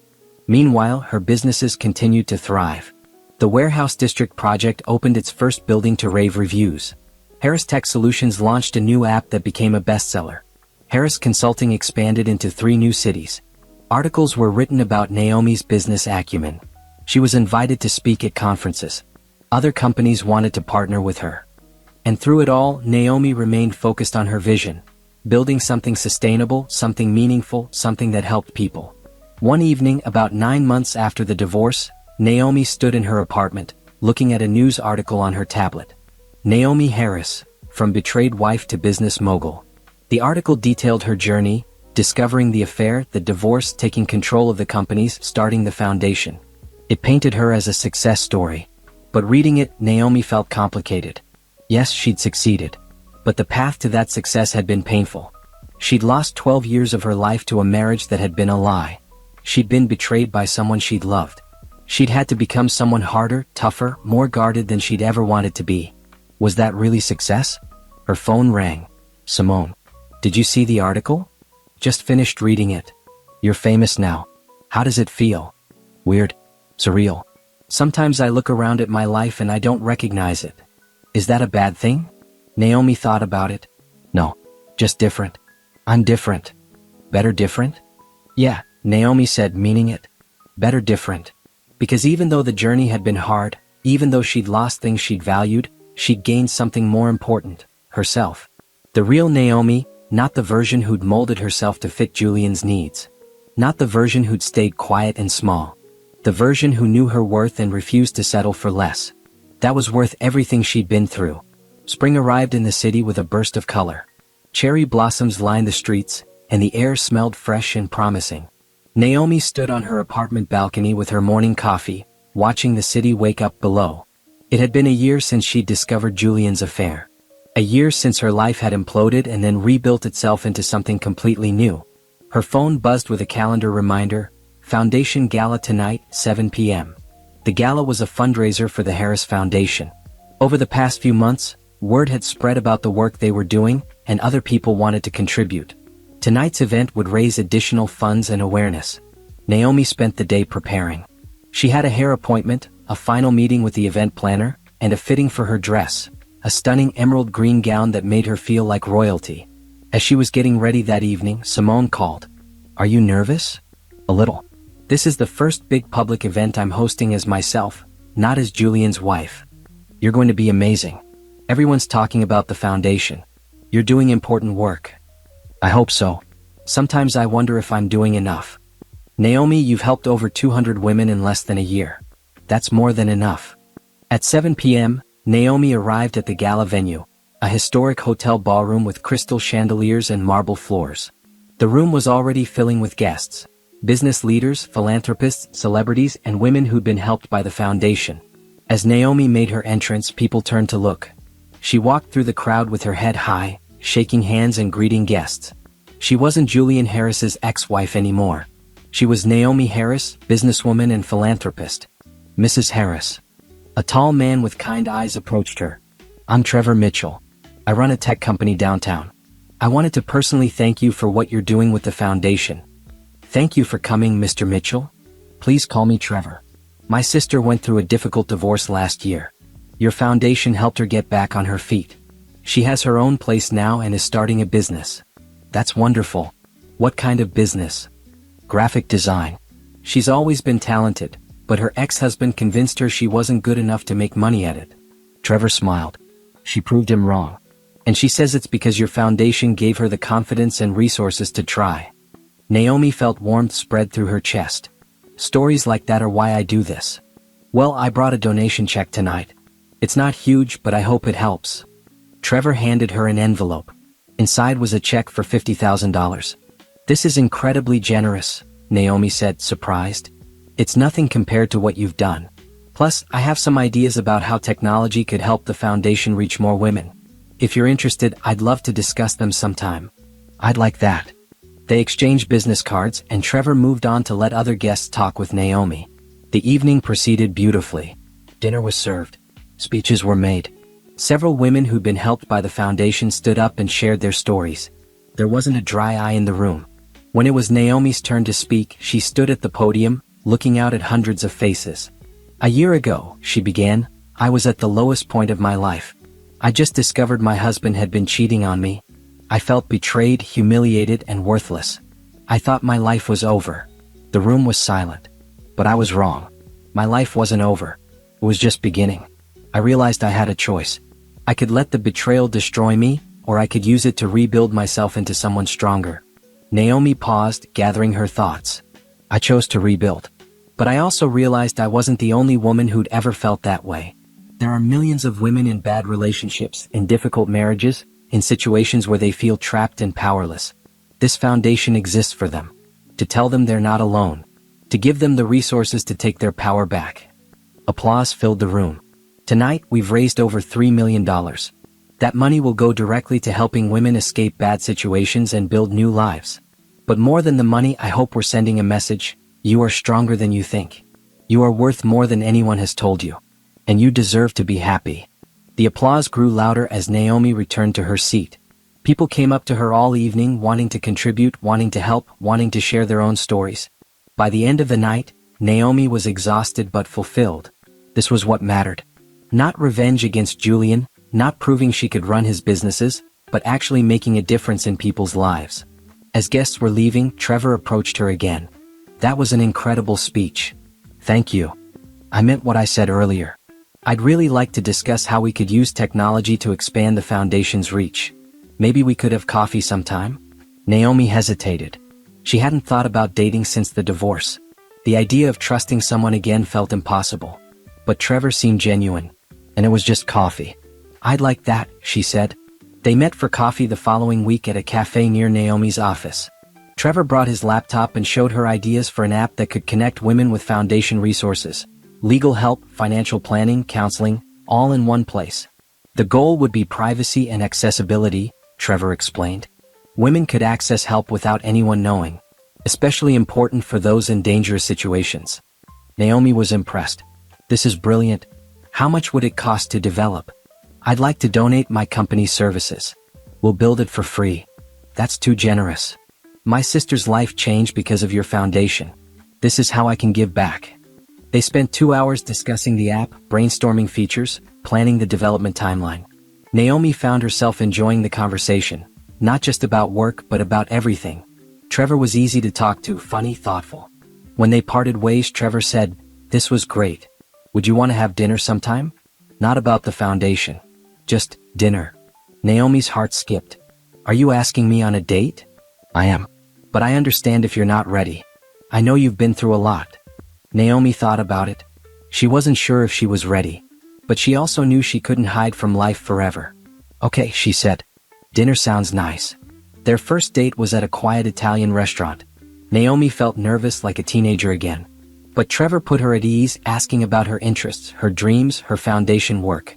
"Can I ask you something personal?" Trevor said over dessert. "Sure. Are you over your ex-husband?" Naomi considered the question carefully. "I'm over the betrayal. I'm over the anger. But I don't think you ever fully get over 12 years of your life. Those years happened. They shaped me. I just don't let them define me anymore." "That's a healthy way to look at it. What about you? What's your story?" Trevor smiled. "I was engaged once. She called it off 3 weeks before the wedding. Said she'd realized she didn't love me the way she should." "I'm sorry." "Don't be. She was right. We would have been miserable. It hurt at the time, but now I'm grateful she was honest." They talked until the restaurant was closing, sharing stories, laughing, discovering they had more in common than expected. When Trevor walked Naomi to her car, he said, "I had a really good time tonight." "Me too. Can I see you again?" "I'd like that."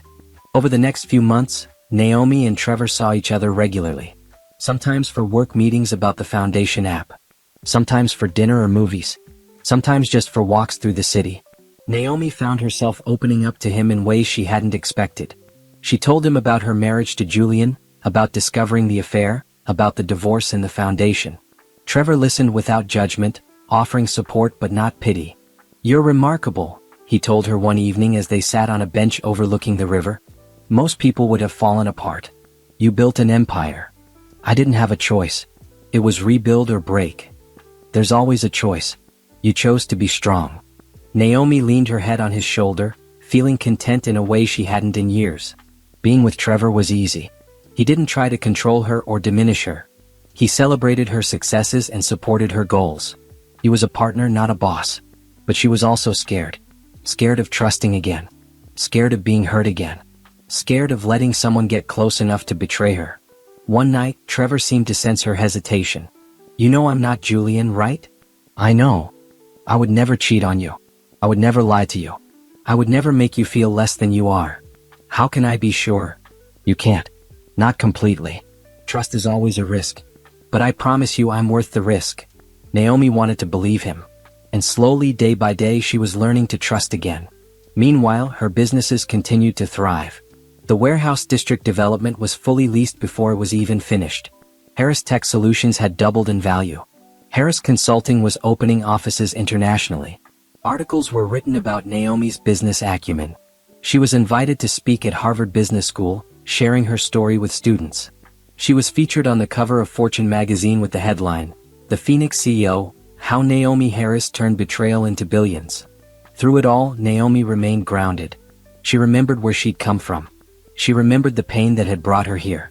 And she was determined to use her success to help others. The foundation app Trevor had developed launched in the fall. Within weeks, thousands of women had downloaded it, accessing resources and support.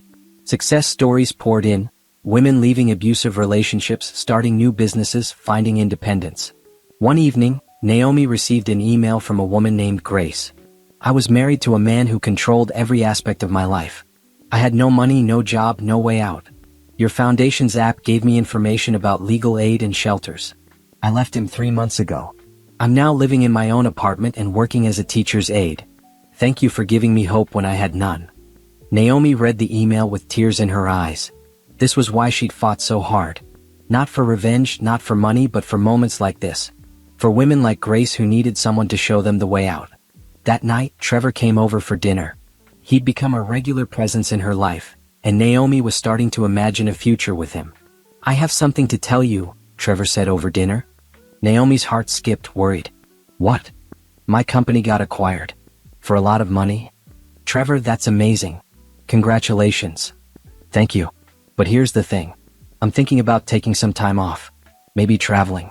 And I was hoping you might want to come with me." Naomi was surprised. "Travel? I have businesses to run." "You have excellent executives who can handle things for a few weeks." "Come on, Naomi. When's the last time you took a vacation?" She couldn't remember. Even her honeymoon with Julian had been cut short because of a business emergency. "Where would we go?" "Anywhere you want. Paris, Tokyo, Bali. Your choice." Naomi thought about it. The idea of leaving her carefully constructed world was terrifying. But it was also exciting. "Okay," she said. "Let's do it." They planned a month-long trip through Europe. Paris, Rome, Barcelona, and London. Naomi delegated responsibilities to her executive teams and forced herself to let go of control. The trip was transformative. Naomi discovered she could step away without everything falling apart. She discovered she could relax without constantly checking her phone. She discovered she could be happy without being productive every moment. And she discovered she was falling in love with Trevor.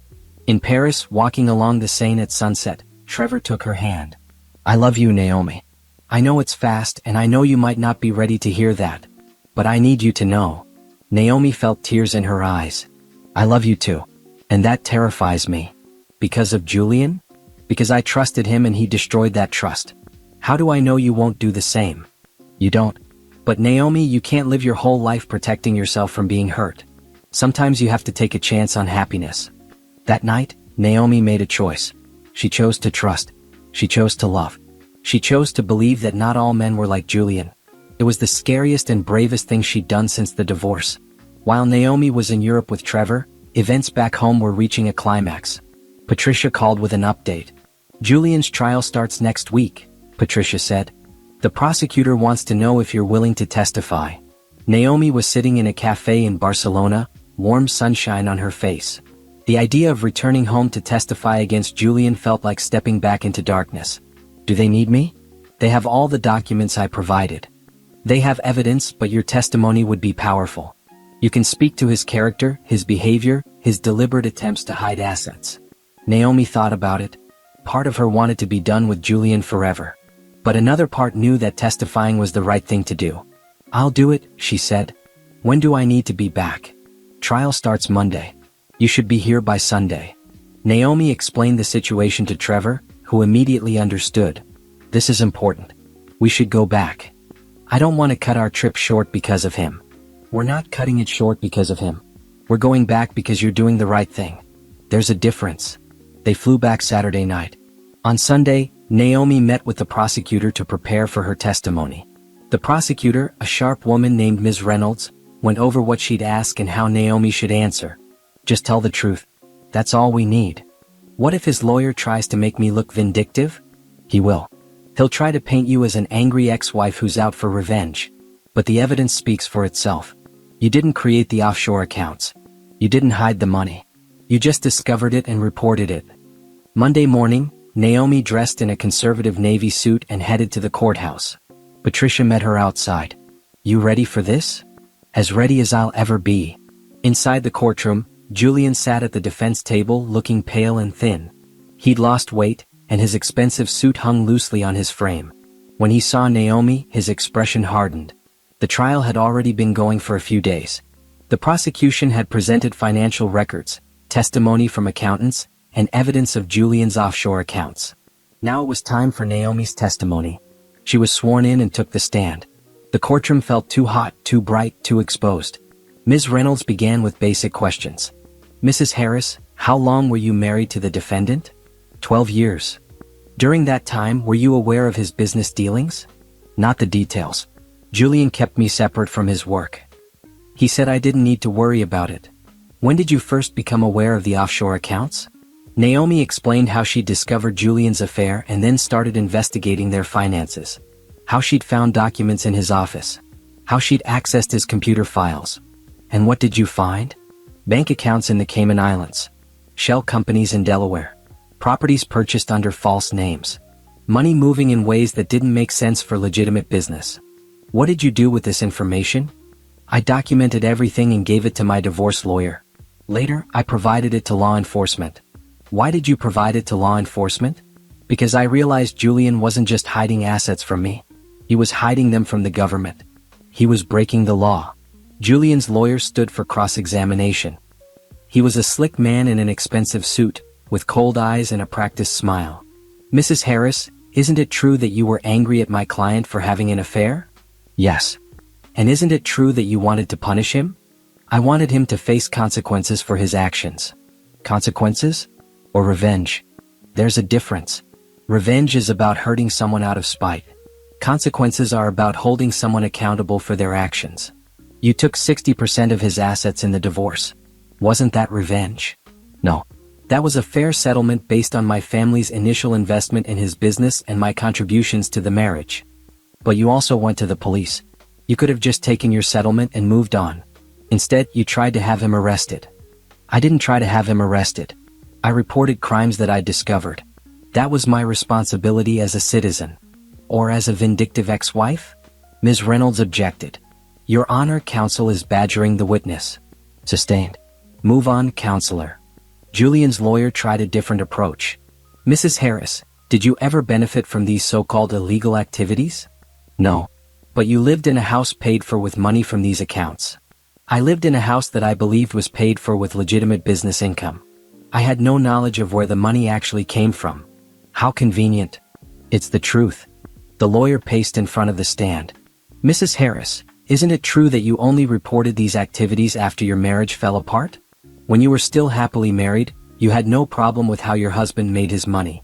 "I didn't know how he made his money. And I wasn't happily married. I was married to someone who lied to me every day."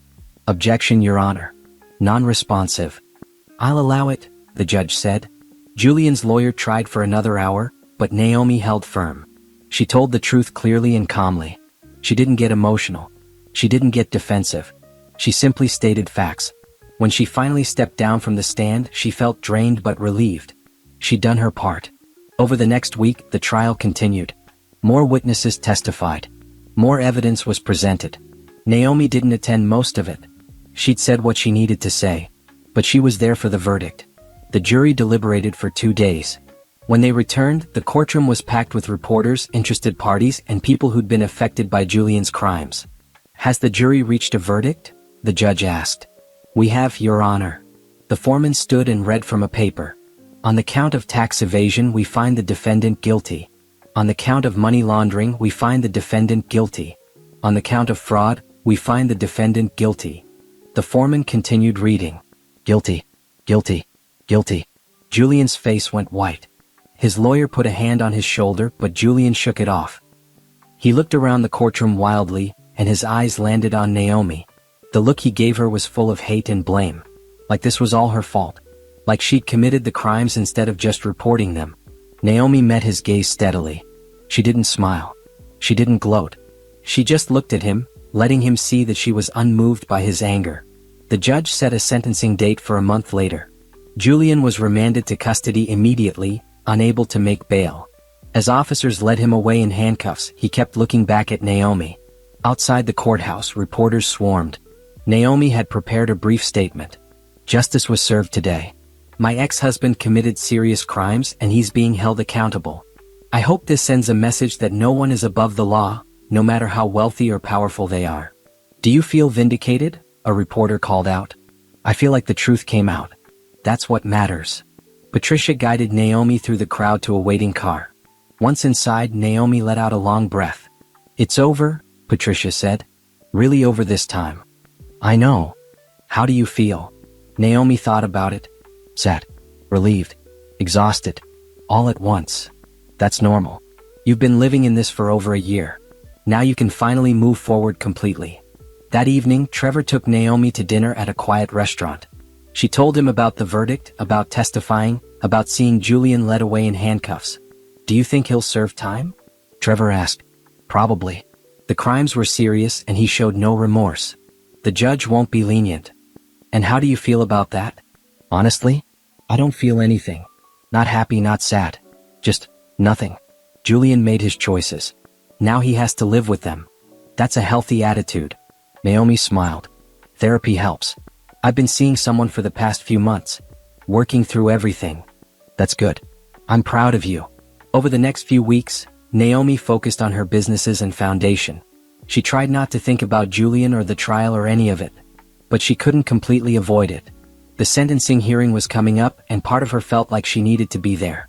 Trevor offered to come with her, but Naomi went alone. This was something she needed to face by herself. The courtroom was less crowded this time. Julian sat at the defense table wearing an orange jumpsuit. He looked defeated, broken in a way Naomi had never seen. The judge reviewed the case and then addressed Julian directly. "Mr. Harris, you were a successful businessman with every advantage. You chose to break the law not out of necessity but out of greed. You showed no remorse for your actions. You tried to blame others, including your ex-wife, for your own crimes." Julian started to speak, but the judge held up a hand. "I've heard enough from you. The law is clear. Your crimes are serious and were committed over many years. I sentence you to 12 years in federal prison with the possibility of parole after 8 years. You are also ordered to pay restitution of $35 million to the government for unpaid taxes and penalties." 12 years. The same length as their marriage. Julian's shoulders slumped. His lawyer whispered something to him, but Julian just shook his head. As the officers prepared to take Julian away, he turned and looked at Naomi one last time. This time, there was no anger in his eyes. Just defeat and resignation. Naomi felt a strange mix of emotions. Part of her felt satisfaction that justice had been served. But part of her just felt sad for the waste of it all. Julian had thrown away everything, his freedom, his wealth, his reputation. For what? For an affair that had lasted barely a year? For money he didn't even need? It seemed so pointless. Outside the courthouse, Patricia was waiting. 12 years. That's a serious sentence. He earned it. Are you okay? I think so. It's weird. I spent so long being angry at him, wanting him to face consequences. Now that he has, I just feel empty. That's the thing about revenge, Patricia said. It never feels as satisfying as you think it will. Real satisfaction comes from building something new, not tearing down something old. Naomi nodded. Patricia was right. The best part of the past year hadn't been watching Julian fall. It had been watching herself rise. That night, Naomi stood in her apartment looking out at the city lights. A year ago, she'd stood in almost this same spot, watching Julian celebrate at the restaurant with Bianca. She'd been planning her revenge, gathering her strength, preparing for battle. Now the battle was over. Julian was in prison. Bianca had disappeared, her reputation ruined. Naomi had her businesses, her foundation, and Trevor. She'd won. Completely and totally. So why did it feel so hollow? Her phone rang. Trevor. How are you doing? I don't know. Confused, I think. Want to talk about it? Can you come over? 20 minutes later, Trevor arrived with Chinese takeout and a bottle of wine. They sat on her couch, eating from boxes and talking. I thought I'd feel different when this was all over, Naomi admitted. I thought I'd feel triumphant or vindicated or something. But I just feel tired. That makes sense. You've been fighting for over a year. Now that the fight is over, you're feeling the exhaustion. It's more than that. I spent so much energy on revenge, taking his businesses, testifying against him, watching him fall. But now that he's actually in prison, I realize it didn't heal anything. I'm still the person who got cheated on. I still have those scars. Trevor set down his food and took her hand. Naomi, revenge was never going to heal you. Only time and work and building a new life can do that. But here's what I see. You didn't just get revenge. You transformed yourself. You became a successful business owner. You started a foundation that's helping hundreds of women. You learned to trust again. That's the real victory. Naomi felt tears in her eyes. You're right. I've been so focused on Julian that I forgot to look at myself. Look at yourself now. Really look. You're amazing. Naomi did look. She looked at the woman she'd become. Strong. Independent. Successful. Kind. Generous. A woman who used her pain to help others. A woman who rebuilt herself from nothing. That woman was worth celebrating. Patricia told me he's up for early parole in 6 years if he behaves. He's been working in the prison library apparently, teaching other inmates to read. How do you feel about that? Naomi thought about it. I hope he finds some kind of peace. I hope he learns from his mistakes. But mostly, I just don't think about him anymore. He's not part of my life. That's healthy. It took a long time to get here. For a while, I was so consumed by anger and the need for revenge. But I realized that real revenge isn't about destroying someone else. It's about building yourself up so high that they can't touch you anymore. You definitely did that. Naomi smiled. I did, didn't I? I took his businesses and made them better. I started a foundation that's changing lives. I found love again. I created a life I'm proud of. What happened to Bianca? Last I heard, she moved to another state. Started over somewhere new. Good for her, I guess. They sat in comfortable silence for a moment. Then Naomi said, You know what's funny? When Julian took Bianca to that restaurant to celebrate our divorce, he thought he was winning. He thought he'd gotten everything he wanted. But he lost everything that mattered. And I gained everything I didn't even know I needed. Like what? Like self-respect. Like confidence. Like the knowledge that I'm capable of so much more than I ever imagined. Julian spent our entire marriage making me feel small. He told me I didn't understand business, that I wasn't smart enough, that I should just be grateful for what he provided. Naomi looked at Trevor. But I am smart. I am capable. And I don't need anyone to provide for me. I can provide for myself. That's the Naomi Harris I fell in love with. Over the next few months, Naomi and Trevor planned their wedding. It would be small and intimate, just close friends and family. No press. No spectacle. Just two people who loved each other, promising to build a life together. Naomi's businesses continued to thrive. The warehouse district development had won awards for sustainable design. Harris Tech Solutions had gone public, making Naomi's net worth climb even higher. Harris Consulting was now operating on 3 continents. The foundation was also growing. They'd helped over 1,500 women in 2 years. Success stories poured in daily, women starting businesses, finishing degrees, finding jobs, leaving bad relationships, discovering their strength. One afternoon, Naomi received a letter. It was from the prison where Julian was being held. She almost threw it away without reading it, but curiosity got the better of her. Dear Naomi, the letter began. I know you probably don't want to hear from me, and I don't blame you. But I wanted to write anyway, not because I expect forgiveness, but because I owe you the truth. Naomi continued reading. Being in prison has given me a lot of time to think. About my choices. About what I threw away. About how badly I hurt you. I was selfish and arrogant. I thought I was invincible. I thought I could do whatever I wanted without consequences. I was wrong about everything. Wrong about business. Wrong about Bianca. Wrong about you. You were the best thing in my life and I destroyed it. Thank you for being there through all of it. Always. The ceremony was short and sweet. Trevor and Naomi exchanged vows they'd written themselves, promising partnership, respect, and love. When the officiant said, "You may kiss," Trevor pulled Naomi close and kissed her like she was the most precious thing in the world. Because to him she was. The reception was full of laughter and dancing. Naomi's executive teams were there, along with women from the foundation, friends, and family. Everyone celebrated not just a wedding but a new chapter. During her speech, Naomi raised her glass and said, "2 years ago, I thought my life was over. I was wrong. It was just beginning. Thank you all for being part of this journey with me. Here's to new beginnings, second chances, and the courage to rebuild." Everyone cheered and drank. That night, as Naomi and Trevor drove to the hotel where they'd spend their first night as a married couple, Naomi felt complete peace. She'd gone through hell and come out stronger. She'd been betrayed and chose to build instead of break. She'd been hurt and chose to heal. "What are you thinking about?" Trevor asked, holding her hand. "About how sometimes the worst things that happen to us lead to the best things. If Julian hadn't cheated, I never would have discovered my own strength. I never would have started the foundation. I never would have met you." "Are you saying you're grateful he cheated?" "No. I'm saying I'm grateful for who I became in spite of it." "That's beautiful. I also realized something else. Revenge isn't about hurting the person who hurt you. Real revenge is living a life so amazing that they realize what they lost. Julian is in prison, but even if he wasn't, my success would still be the best revenge. Because I proved that I never needed him. I was always enough on my own." Trevor kissed her hand. "You were always enough. You just had to believe it." 6 months later, Naomi stood in her office, looking at a magazine spread about the fastest growing companies in the country. Harris Industries was number 3. Harris Tech Solutions was number 7. Her phone rang. "Patricia. Did you see the news?" Patricia asked. "What news?" "Julian's parole hearing. He was denied. They said he hadn't shown sufficient rehabilitation." Naomi felt a small twinge of something. Not satisfaction, not sadness. Just acknowledgement. "Okay.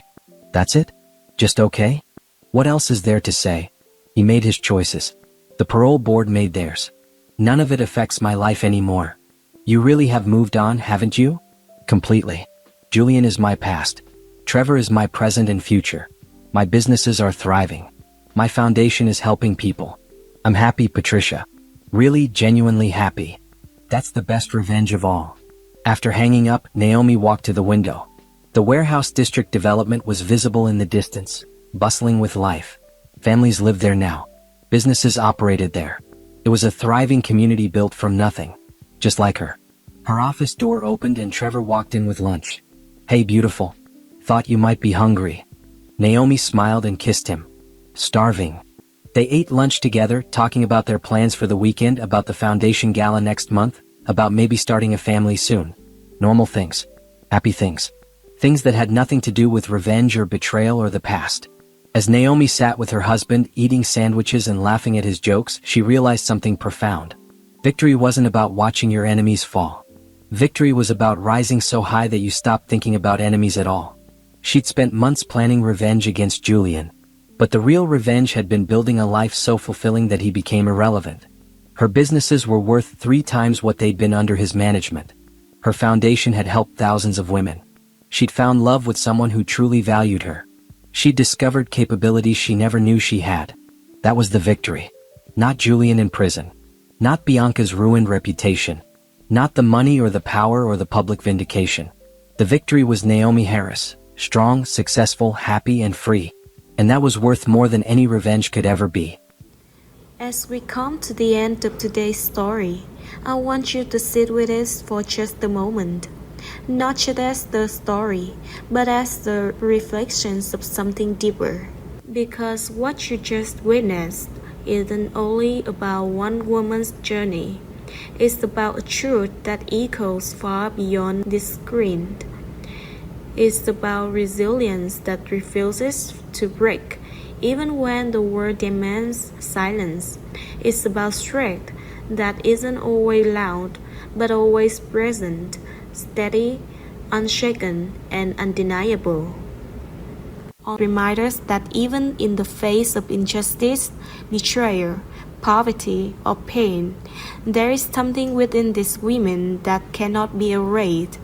a fire, a voice, a power that rises, no matter how many times it's pushed down. And maybe as you watch this story unfold, you saw more than just a character. Maybe you saw pieces of real life. Maybe you saw struggle that felt familiar. Maybe you saw courage that reminded you of someone or even yourself.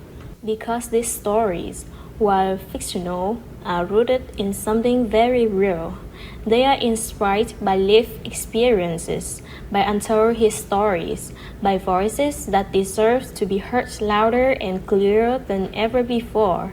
Black women have always carried strength in ways the world often overlooks. They've turned pain into purpose. They've turned silence into resistance. They've turned survival into something powerful, something transformative. And that's why this story exists. Not just to entertain, but to honor. Not just to tell, but to remind. Not just to show struggle, but to celebrate the rise. Every scar you see in these stories represents something survived. Every tear represents something endured. And every victory, no matter how small, represents something deeply, profoundly powerful. So if today's story moved you, if it made you feel something, if it stayed with you even after the screen fades to black, then it has done exactly what it was meant to do. And I want to invite you to be part of this journey because there are so many more stories to tell, so many voices to amplify, so many moments of truth, pain, courage, and triumph that deserves to be seen and heard. If you believe in stories that carry meaning, if you believe in strength that rises against odds, if you believe in truth, in resilience, and in the unstoppable spirit of Black women, then this is your space too. Stay with us, listen, feel, and most importantly, never forget the power of a woman who refuses to be broken. Thank you for being here.